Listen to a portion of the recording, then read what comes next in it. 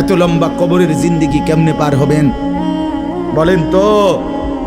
নূহ আলাইহিস সালামের জামানায় যারা মারা গেছে তারা আজ কত হাজার বছর কবরে পড়ে আছে। ইব্রাহিম আলাইহিস সালামের জামানায় যারা মারা গেছে তারা আজকে কতদিন কবরে পড়ে আছে। হ্যাঁ, আবু জেহেল আজকে কত বছর কবরে পড়ে আছে?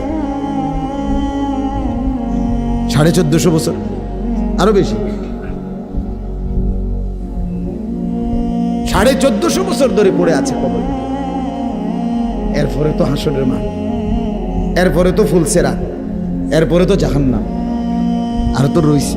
তাহলে দুনিয়ায় থাকলি কতদিন, কবরে পড়ে রইলি কতদিন? আপনি বলেন। আবু জেহেল দুনিয়াতে ছিল 800 বছর, কথা কন না?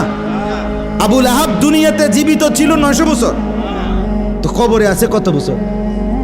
তো বাঁচছে কয় বছর? নাহলে 60 বছর, নাহলে 70 বছর, ঠিক কিনা বলেন? তাহলে দুনিয়ায় ছিলি কতদিন, কবরে আসত কতদিন? আচ্ছা, এই কথাই এখনই মনে হইল।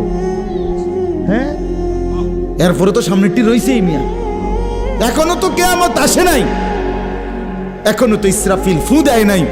একবার ফু দিবে, সব কবরে যাবে, আবার ফু দিবে, হাসরের মাঠ কায়েম হবে। আবার হাসরের মাঠের একদিন, খোদার কসম এই কোরআনে আল্লাহ বলছে, হাসরের ময়দানের এখন একদিন, প্রতি একটা দিন কয় ঘন্টা?